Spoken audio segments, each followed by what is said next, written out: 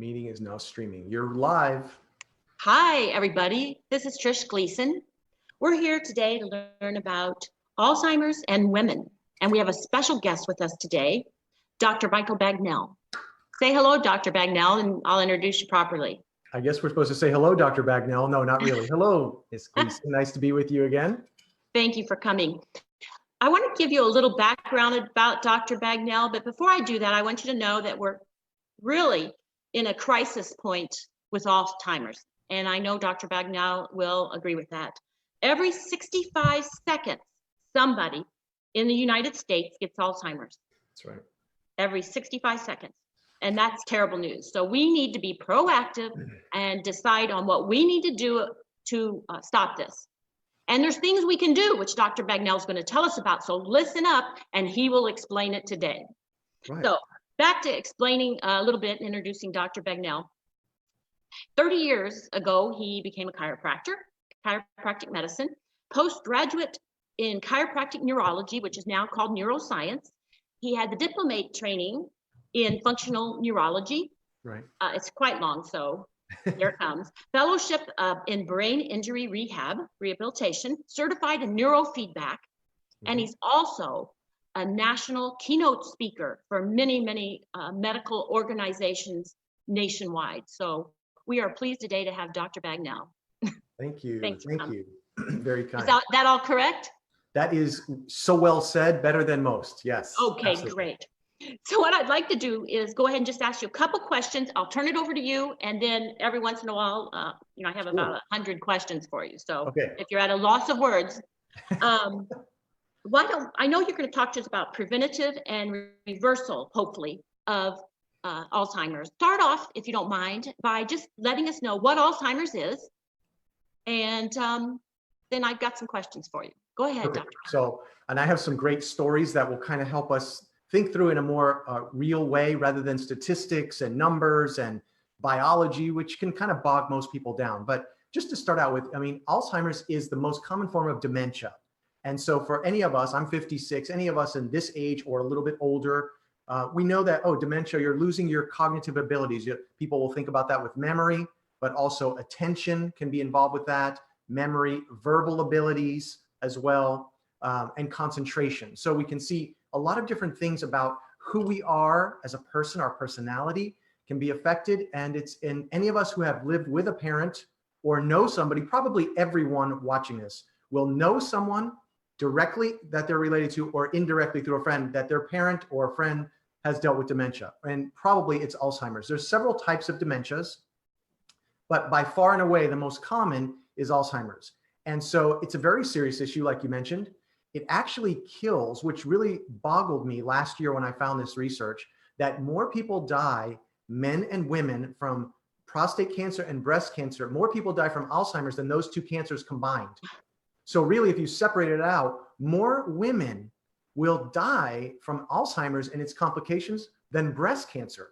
So this totally shocked me. I didn't even realize that. And then they've gone further to say that actually, if you combine all the breast cancer deaths and all the prostate cancer deaths, Alzheimer's still supersedes them. So it's a big issue. And, there's a lot of us, I'm on the very end of the baby boomers. So we're kind of coming into that time. And right now, if you're noticing any changes, would be a time where you'd want to say, I want to try to make sure I can cut that off or do things to prevent a decline of my mental capabilities as soon as possible. Do we have more choices to prevent dementia than we do choices to be preventative for breast cancer? Wow, I don't know. I've never heard that question before. But it seems like we do, because you have all kinds of ideas on what to do with our brain to help us, but I don't know I've never heard of what to do to prevent breast cancer, aside from eating maybe. Yeah, I would say that, probably a linchpin between both of those worlds, cancer, whatever it might be, and brain health would probably be what you put in your mouth. Your diet, your nutritional status, your metabolic status. You can call it a lot of things. What is my diet like? What is my nutritional status? What is my metabolic health? And each one of those is a little more scientific. A layperson would say, what is my eating, my nutrition like, my diet? Another person would say, well, what is your metabolic health? A doctor might say that, or a functional medicine doctor that would look at your laboratory results and say, well, you're normal on everything, but you're kind of trending in the wrong direction here and there. So I think if I were to look at a center, a linchpin, like I said, I would say nutrition is probably going to be paramount to all these things, but there are many other factors in both, and they overlap, right? And here's another overlapping one.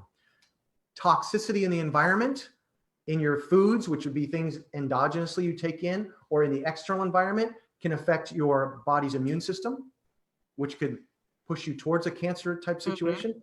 And those same chemicals in the environment and things you take in your body makes could do the same thing with your brain, push it in an abnormal direction. So there's a lot of factors. I think that would be hard pressed for me to, I could probably argue both sides of that equation.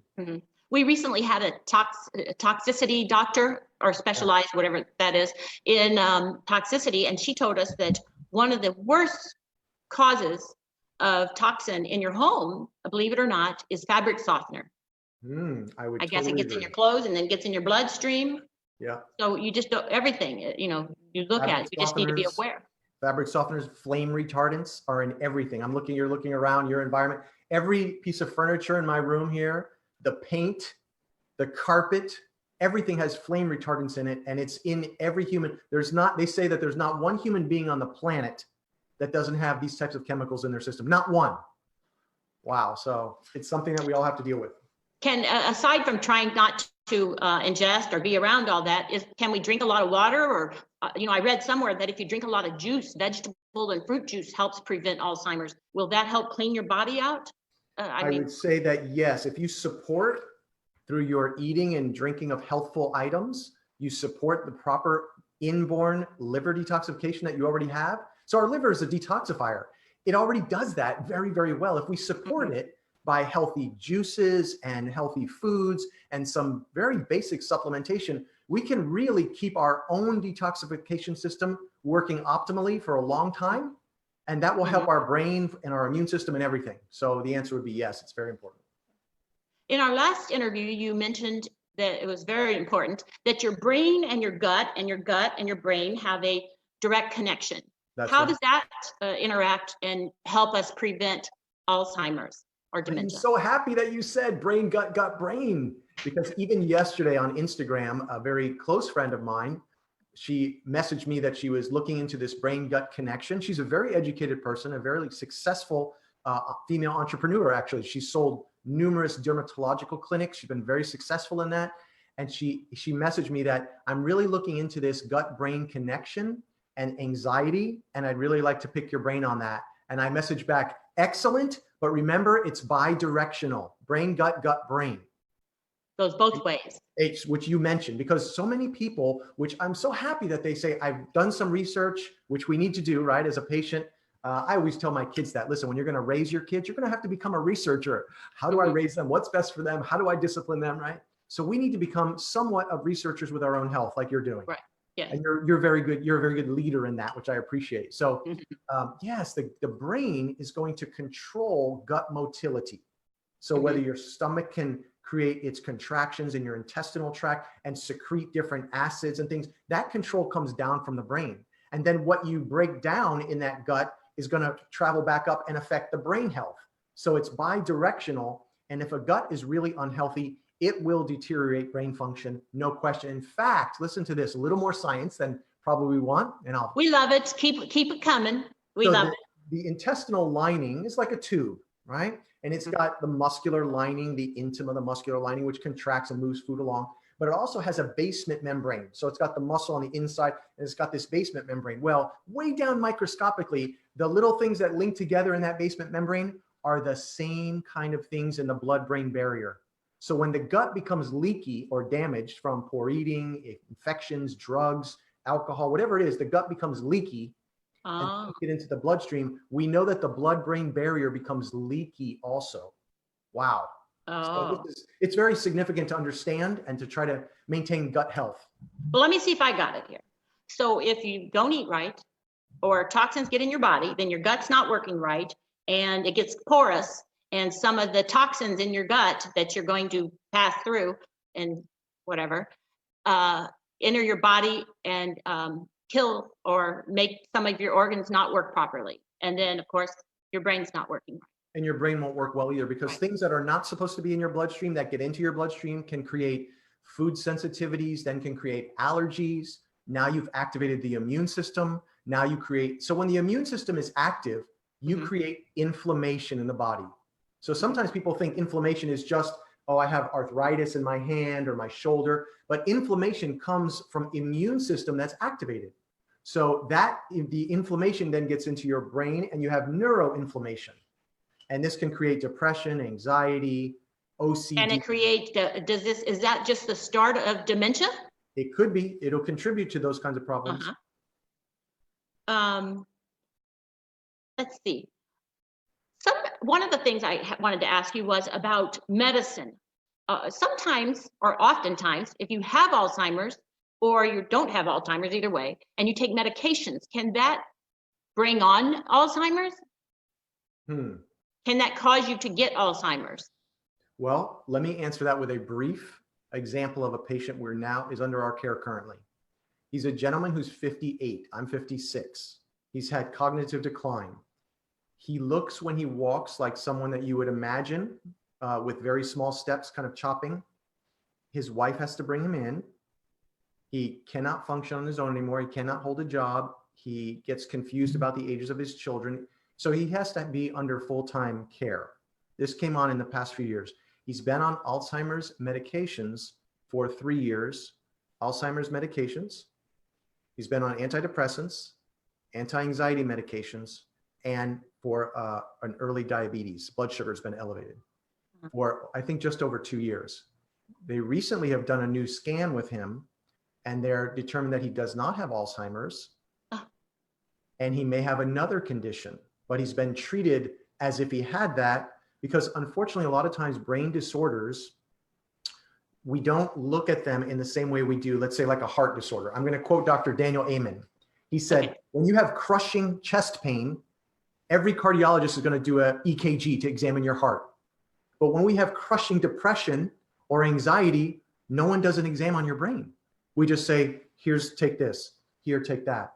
But we can do examinations of different levels, electrical, like a brainwave assessment, EEG. We can do different other tests to determine where in the brain is something out of balance. And then like this gentleman, he had to have a specialized scan called a PET scan to see, does he really have Alzheimer's? And right now he doesn't have Alzheimer's and they're looking at another condition. So we don't want to be taking medications when it's not appropriate. And then if there's something else, if it is appropriate and we need to be on meds, we thank God that we have some medications, but we also want to be doing things, if we can, that can help the function of the brain. Perhaps instead of the trajectory of someone's life ending like this, steeply, slow that down so maybe they can have a little more time with their grandchildren, with their spouse, riding horses or hiking. Right. So they can still have some quality of life. Okay, great. You know, there's a lot of signals. I think there's 12 signals of things that are causing Alzheimer's. I'm just going to quick read a few of them and see what maybe there's one of them that you want to elaborate on. The social interaction is a key to not getting Alzheimer's. What do you think about that one? Let's just go through them. Completely. So if you're like this all day long or all night long, this is not social interaction. Right. Holding my phone, right? So everyone's like, yeah, I'm in bed. It's 9 o'clock. I'll be up till 1. That's not social interaction. You know what it's like. I mean, we're in the age group where we sat, we talked, we played a game, and we interacted with a human being, not with an electronic human being. So to be preventative, you're suggesting that makes sense. We need social interaction. Yes. What can we do about, I think a lot of elderly people, especially, become hermits, and they need to get out because that could be when they're getting their Alzheimer's. Well, we have that wife. We help that wife find a place where she could take her husband. It's kind of like a daycare, basically. I hate to use that language, but that's what they call it. And most of the people are much older than he is, so he didn't like it. But the reality is he plays games with them. They love having him there because he's younger. They're in their 70s, 80s, 90s. And here's a guy not even 60. So not wonderful, but he gets daily interaction because he was sitting at home all day. This is the gentleman you were talking about? Yes, he was just watching television and just eating snacks and not good. So, okay, you encourage everybody to do that. Yeah, it's good to try to find a group or people. Sometimes they have these things called visiting nurses, visiting angels that can come in, they call them. It's one of the groups I know. They'll come in and visit with them for a couple of hours, depending on what you can afford. So we need those kinds of things. We need that. I mean, we're human beings. We're meant to not be alone, right?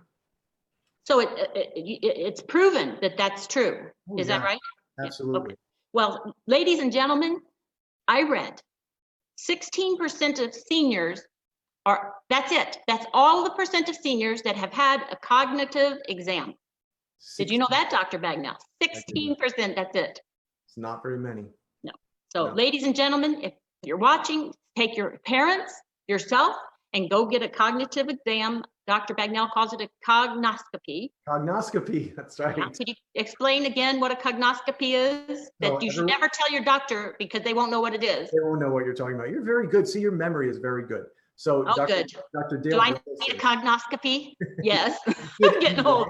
You should anyway, but Dr. Dale Bredesen from the University of UCLA, I should say, he wrote a book on reversing Alzheimer's, and he's the one who coined that term, cognoscopy. So everyone knows about a colonoscopy, where you have a large instrument to check your colon, because colon cancer is a reality. So he's saying, hey, we should be checking our brain through different measurements that are now available that are non-invasive that can be done. So we're not talking about a CAT scan. We're not talking about an MRI. We're talking about different types of other evaluations. And actually on my website, a person could take a complementary memory test that we use called Cambridge Brain Science. So we run. Well, I would love it if they would do that. What is your website? And I'm sure they'll be happy to. It's totally free, right? Totally free. Bagnell. Okay, what is that? Center, yeah, BagnellBrainCenter.com. And as you scroll right down the middle of the page, you'll see a link that says test your memory. You can click on that and you'll take a simple memory test that is baseline scored, or has a normative database, I should say, which is really quite good. You get just an idea of where you are with that one memory test. We usually run 4 memory tests, 4 concentration tests when we evaluate somebody, but at least you get an opportunity to do that. Absolutely, we appreciate that. Thank you. And ladies and gentlemen, we're here today with Dr. Bagnell, just in case you just came in, talking about ways to prevent Alzheimer's for men and women. Yes. Okay, let's talk about the sunshine. They say that this, I have to read this, sorry, that of course we need vitamin D3, and vitamin D, the best and fastest way to get it is the sun, and that when you get enough vitamin D, it clears your body of amyloid plaque. Beta amyloid plaque, which builds up in the brain. Yes. Well, talk about that. It's vitamin D is very crucial. That's correct. Vitamin D is crucial. And we're in South Florida, but we test our patients for vitamin D. And I can tell you that more than 60% of our patients are low on vitamin D in South Florida. So what does that tell you? Wow, why would people in South Florida be low on vitamin D? And I would say the answer is because they don't get the sun exposure in the proper areas, number one. What do you mean the proper areas? Your face and your arms are not the areas that activate most of the vitamin D receptors. It's your upper chest and your upper back. So sun exposure there, number one. Then I heard a few states were going topless now. Did you hear that in the news recently? I did. 7 states are allowing topless to go. It's legal. I'm not even going to comment. Okay, continue on. That's one of those ones where you say, hush, ladies. Yeah. So the area that you get the sun on. Number two, that chemical, the sun hitting those receptors, has to go to 2 conversions through the kidneys and through the liver. Oh, but if your liver is a little bit junked up because you're older and not working as well, or your kidneys don't, we're older. So we're not good converters of vitamin D. So that's important, because why is vitamin D important? If we polled all your listeners, why is vitamin D important? Most people would probably say for your bones. And I would say, that's correct. What else? And then they go, I don't know what else. So here's what research says. Dr. Michael Hollick, who's one of the premier people on vitamin D research, he says your immune system is dramatically affected by vitamin D. Your bone health, we know that. Your, I mentioned immunity, bone health, psychiatric, and pain reduction. So when we have people with chronic pain, I say, we're going to check your vitamin D. Why are you going to check vitamin D? Because it's related to your chronic pain, possibly. People with depression, there's many links and research articles on vitamin D's being low and depression.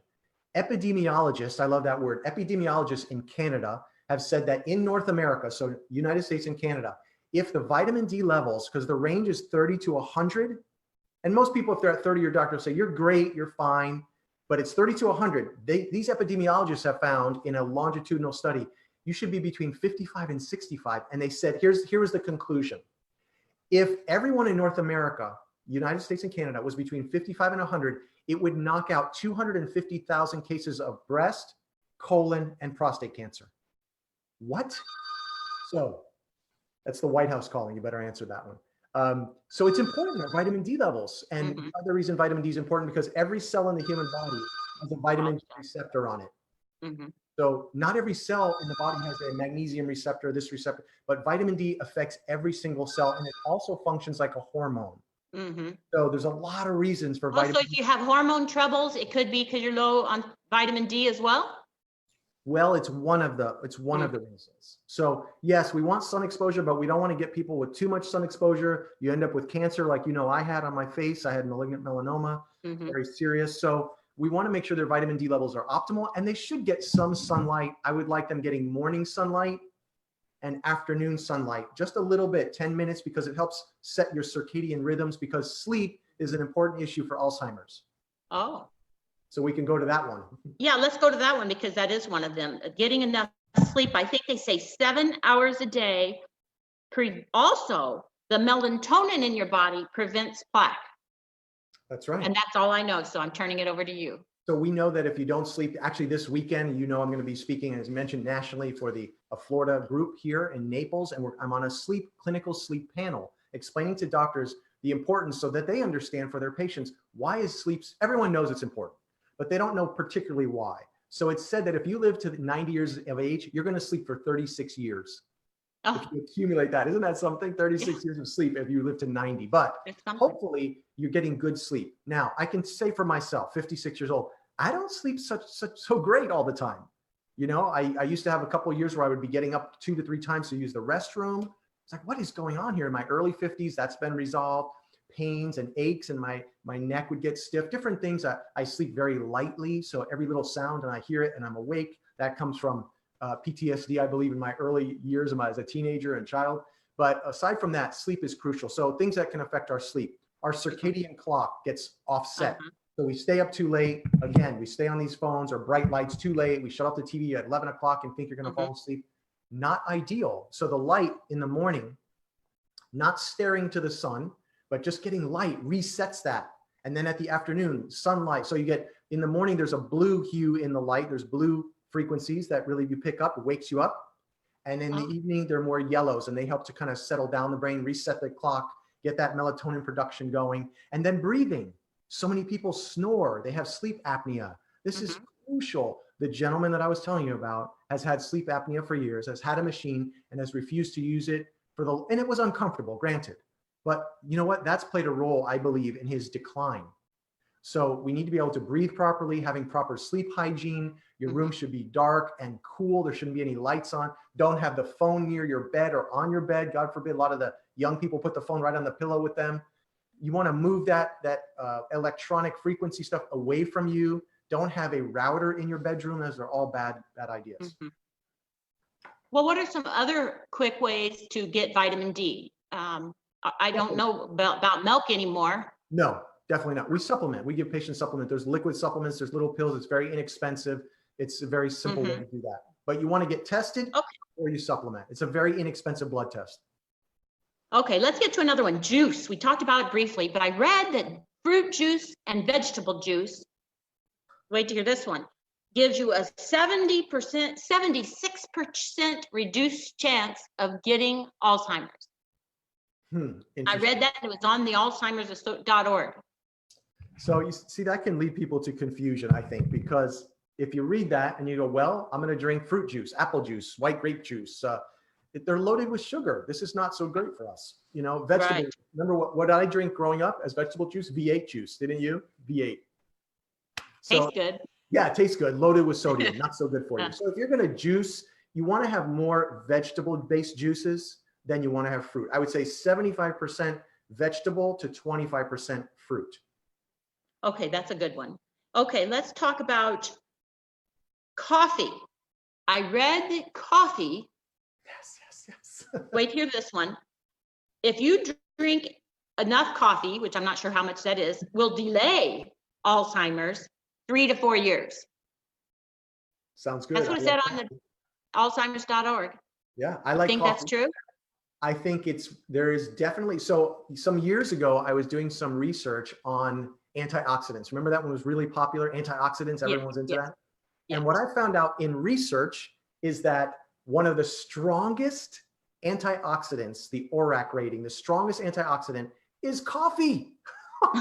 I couldn't believe it. I was like, you gotta be kidding me. Everyone's like, I was railing against coffee. Don't drink too much coffee. And then I read that and I said, drink as much as you want. But here's the point of that. Here's the better takeaway. The more moderate view Yeah. is we don't want to drink too much coffee. Okay. So how much is too much? I would say on an average, 1 to 2 cups might be helpful for people. But then what does someone put in it? Do they put sugar in it? Do they put Splenda, God forbid? Do they put equal, even worse? All those additive things. I mean, a little bit of stevia or some of these natural sweeteners might be better. I use MCT oil, which is like a coconut-based oil in my coffee a little bit. It helps with brain health. So I do that in the morning. What kind of creamers, all these creamers, not so good to put in. So some coffee, like Bulletproof Coffee, I'll give them a little plug, is a good coffee. And using those supplements helps the brain function. And there is a doctor I know out of Harvard, I won't mention his name, he swears by 5 cups of coffee a day. I think that's probably a little bit much. You could really get jacked up on coffee. And if you're drinking, I remember one gal who was a patient of ours, and we go through an entire health history, and she was a little bit overweight and working on some brain health issues. And we asked, how's her digestion? My digestion is perfectly normal. Okay, how many cups of coffee do you drink a day? I have Cuban coffee shots. She said, okay, so how many do you have? 10. I said, you have 10 shots a day? Yes. I said, if you didn't have those, would you go to the bathroom regularly? No. So she's dehydrated. She's not regular. That means she's building up toxicity. She's taking in way too much coffee, and Cuban coffee, shots loaded with sugar, all a bad idea. So when someone says coffee is good for your brain, we need to help them walk through the appropriate way to dose it. Okay, be careful. Okay, here's another one. Flu shot. In our Hush Ladies group, which about 800 ladies put their secrets in there, things that they do in life. I don't know if you probably never looked in there because they're all women. I don't. But we put our secrets that we do in our life, and health secrets, beauty secrets. And one of them was, we were talking about flu shots. Who's getting the flu shot, who's not. Some doctors replied, some didn't. And a lot of people said they didn't want the flu shot. But on the alzheimers.org website, it actually says getting the flu shot has proven, or they didn't say the word proven, but indicates, or they think that it helps prevent Alzheimer's. What do you think about the flu shot? I would say that if your immune system ends up really overwhelmed by the flu, the immune system, as I mentioned earlier, creates inflammation. That inflammation can affect your brain. So if you're an older person, let's even start with, it's not old now that I'm 56, 60 and up, and you have a very poor immune system, that you get sick a lot, you've had maybe hepatitis C, or you've had a lot of problems with your immune system, you might want to consult. So I'm not a personal fan of it. I don't get it. I've never gotten it. My stepfather, who's 86, is on 25 medications. He's 86. He's doing really well. He takes so many medications. He gets it every year. Right. So here's the thing. I can't tell anyone, I tell you what I do. And I would say, if you have a very compromised immune system, I think you should consult with your doctor about that. If you have a pretty healthy immune system and you're really concerned and you take care of your eating and your lifestyle, you don't smoke, you're a very moderate drinker, not much sugar intake, you get sleep well, so you're doing all the proper things, you may want to consider that, I'm not going to get that. Now, what's another thing? What's your exposure level? If I'm going to go to South Central Africa for work among medical communities, I'm going to probably do every immunization necessary. Right. As an example. Right. So your exposure level, if you're working in the hospital and you're among a lot of people. So I think each person can kind of help with a doctor make the proper decision. I'm just not a fan for myself. And I certainly don't think it should be a blanket for everyone. Everyone get the flu shot. Okay. I don't agree with that. Okay. And again, we're talking today with Dr. Bagnell about ways to prevent, proactive prevention of Alzheimer's. That's right. Because every 65 seconds, as I mentioned, somebody in the United States is getting Alzheimer's, and that's pretty bad. There's 27 million people worldwide with Alzheimer's, and they expect by the year 2050, there's going to be 14 million. Oh, excuse me, 1 trillion. 1 trillion, yeah. Right. So that's pretty bad. Okay, let's talk about omega-3 and fish. So fish, walnuts, eggs, and flaxseed. And after I read that, I ran to the refrigerator and got my flaxseed out and made a shake because, flaxseed doesn't taste the greatest. But anyway, Love Let's it. talk about omega-3. Yeah, very important for brain health, hormone health, immune system, gut balancing. We know that the proper doses of omegas can help people with depression and psychiatric illnesses. So that's a very important area. We know that the proper omega-3 intake helps to balance, reduce inflammation throughout the whole body. We know that krill oil, which is another type, helps to reduce inflammation in joints. So if someone says to me, I use krill oil, that's great, but I want to make sure they're on omega-3s. If someone's on omega-3s and they have arthritis, I want to make sure I get them on krill oil. So you may want to combine, depending on what you're dealing with. I only take omega-3s every night. I take about 2 grams a night. That's 2,000. Why at night? Is there a reason it's at night? Yeah, I like my body is cooler at night. It digests better for me. I don't burp it up. I don't like that taste. Some people have that same issue. So I keep them in the refrigerator and I take them at night. And so in the hot climate of South Florida, oils can get rancid in the body. So we want to stay with you taking them. Oh, really? Yeah. And if things go rancid in the body, you're getting a negative effect rather than a positive effect. So if you're working out or going on a hike or whatever, maybe you shouldn't take vitamins, and especially the kind that are liquid before you go? Only omega-3s. I'm specifically talking about those I take at night. I take other vitamins through the day. Okay. Take omegas. Omega-3s create the membranes in the brain. So if you get down to the microscopic level, the omega-3s are in the membrane, and they make membranes of nerve cells very flexible. So if you have a very rigid membrane, that's not so good. Then things can't get in. If you have a flexible membrane, then things can get into the neurons and it can be much healthier. And our diet is composed mostly of omega-6s. You say, how can that be? So grasses that the cattle eat and seeds, excuse me, not grasses, seeds, corn and soy, that's what they feed most of our animal products. They're gonna build up omega-6s in their tissues. We're gonna eat that, and then we end up having more and more problems with that. So vegetarians wouldn't have much omega-6 because they don't eat meat. Well,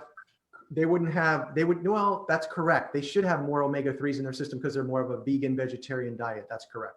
But they still need to supplement because it's very hard to get a certain type of the omega, which is DHA. It's very difficult to get that even through a vegan vegetarian lifestyle, but that's going way down a specific path. We'll talk about that another day. Yeah. So just a couple more. Meditation, they say on the Alzheimer's website, alzheimers.org, meditation helps prevent Alzheimer's. I would agree. Yes, meditation is very good or mindfulness, calming the brain down. So we do an electrical brain map on people, and then we can specifically target. So we can now do remote neurofeedback. So I could have gotten— How does that work? Yeah, I'm going to tell you. So I could have gotten a brain map on you, okay, either where you are or had you come to our office, then send you back with a little unit that fits on your head. And I program into the computer exactly based on your brain map how we need to train your brain. And you do this. It almost seems like meditation, but you do it off of an app with a piece of headset that fits on your head very comfortably. And we can help you train certain areas like targets in your brain. And we can train your brain back to a better, more optimal level. So we can do remote neurofeedback with people, and that's available through our office. So let's make sure we got this straight. You take a brain scan or brain test. Is that a cognoscopy? Well, we do a brain map. Brain map. Okay, you take a brain map, you take the data back to your office, you find out where I'm running short. Correct. If there is anywhere. Yeah. I'm sure there is. And you find out what's not working up to par. Then you talk to me about things I can do to get it better, to working better. Yes. Well, we don't talk to you about it, but we actually send you home with a unit, and every day you'll log onto your phone and you'll train for 15 to 20 minutes. You'll train your brain set by parameters through the internet that I set on your phone, through an app, and you'll train specifically. So meditation is excellent, but we're talking about targeted meditation. Oh, I see. So now a lot of these people are maybe somewhere in the world, not even anywhere near Florida. A lot of them are in Florida or nationwide. What kind of a doctor, I know you do this, but other people may want to use a doctor near them. They would just look for what kind of a doctor to do what you do. A functional neurologist. Yeah, okay. They would Google functional neurology. Well, actually, they could just email you and you can refer them. That's the best way. Easy. And then we can refer them to somebody in their area. So we know your website. What's your email address? Same as the website, bagnellbraincenter@gmail.com. bagnellbraincenter@gmail.com. Well, want I to mention know to I have bombarded you with questions, and I'm sorry about that. I No, just I want love to it. get them all answered. Let me mention to you one particular thing that I was thinking is really quite important that's not going to be on the list. And that is that head impacts, banging your head, what we might call a concussion, or what a lot of Yeah. people say, I've never had a concussion, but Right. most of us have hit our head. So are a number one contributor to dementia. Oh. Okay, So now I did read, it said, is this true? That if you hit your head and you're knocked out for more than 24 hours, does that make a difference, or just any head trauma? any. Any? Oh, you're kidding. We're all in trouble then, because everybody fell and hit their head. Yeah, I mean, we've had head impacts. Some of them are subconcussive. So you don't have to be knocked out to have it. So we have a woman this past week. She's a mom of 3. We've been treating two of her kids for some other brain-based conditions. She called us crying. She was sitting on her bar stool. She's an entrepreneurial mom, actually, just like a lot of the ladies here. She's sitting on one of her legs crossed on her bar stool. She goes to get up. Her foot gets caught. She falls off the bar stool and hits her head on the counter. Her husband takes her to the hospital. She has a concussion. We started treating her. She just fell off the bar stool and just hit her head on the cabinet. We have another young lady we've been treating for 2 weeks, a soccer player, high school senior, national caliber athlete here. She's been treated with a #1 concussion clinic in Broward County. She had some improvement, but she's still having a problem. So her mom drives her down. We've been working with her. She's a soccer player. She's had 2 concussions in a year. So they're more common than people think. And you don't really know until sometimes you get evaluated through a brain map or these ways, because we know that one head injury, one concussion can double your risk of Alzheimer's or dementia. Oh my gosh. So it's important. It's important. And the reason I bring it out is because most people think, I haven't had a concussion. I never got knocked out. I never played football. She fell off the bar stool in her house. I fell in the kitchen some years ago mopping. Mopping, I tell all men, don't mop. But don't let your wife mop. Just get someone else to mop. Mopping is dangerous. Yes. Oh, that's frightening. Right? There's That's hope. frightening. There's hope, though.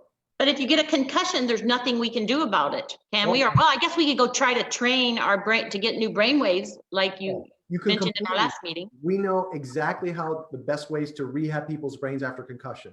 Oh, okay. So is there a certain time limit? Should they do it right away, or after you have a concussion, can you go a few years later and get some help? You can, but you should go as soon as possible so you don't end up compensating for that damage, then having other problems, and then you start seeking out help. If you hit your head or you suspect that you've had a concussion, it's always wise to get a cognoscopy or a brain evaluation with a functional neurologist or with someone who does neurofeedback, and they can evaluate your brain. Mm-hmm. That makes sense. Well, I know we have talked about so many different things, and our goal today was to help everybody really thoroughly understand some ways that you can prevent Alzheimer's, because we don't want it. I would like to ask Dr. Bagnell, number 1, before we go, talk a little bit about the dolphins, and number 2, before we go, corner you to get you to come back, because I want to drill into everybody's minds the triggers to look for Alzheimer's, because early detection is helpful. Is that true? Yes. It's crucial. Crucial.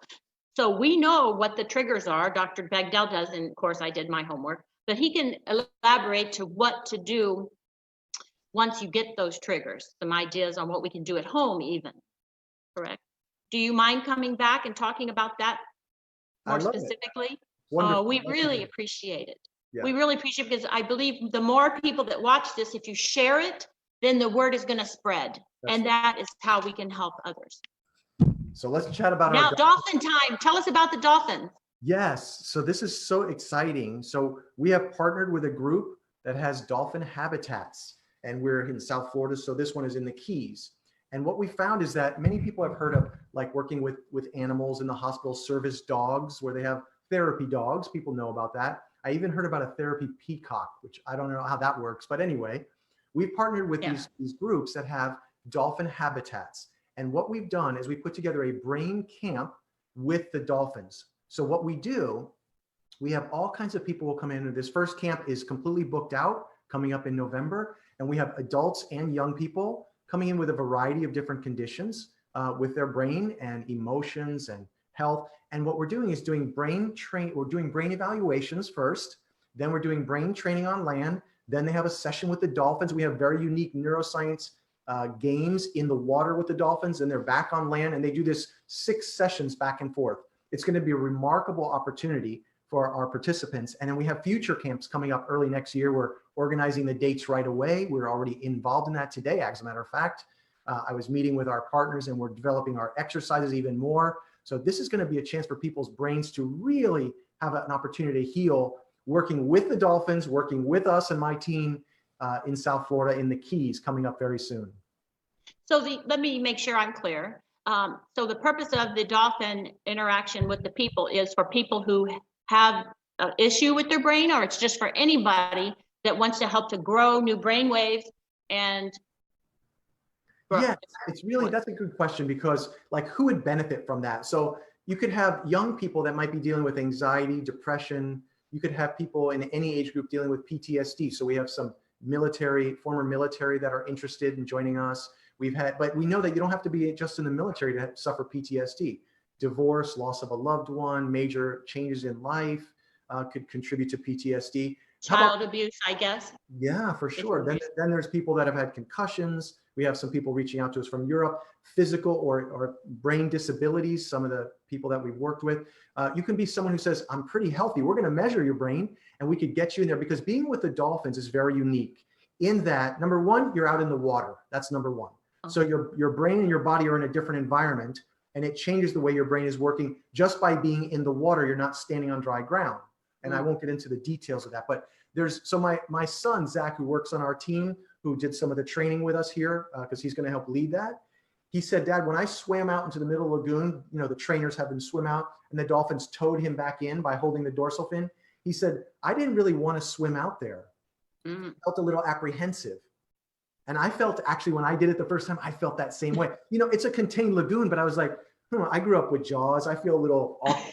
It was the strangest thing. But here's what's interesting. You swim out there, you're a little apprehensive. The dolphins are so disarming to you. You feel so calm, and they tow you back in. Here's what happens, though, in the brain. We have an area called the amygdala, which is a threat response. It picks up and it makes us more vigilant to things that might be a threat to us. It's really overactive in a lot of us, from PTSD, from phobias. So just the act of swimming out there, you're actually down-regulating activity in that part of your brain. And then repeated actions like that help to decrease the effect of PTSD on the brain. So you see how marvelous these simple, seemingly game type things really have a profound effect on people, which touches their heart, touches their brain, and can alter you as a person. We've heard some really interesting stories.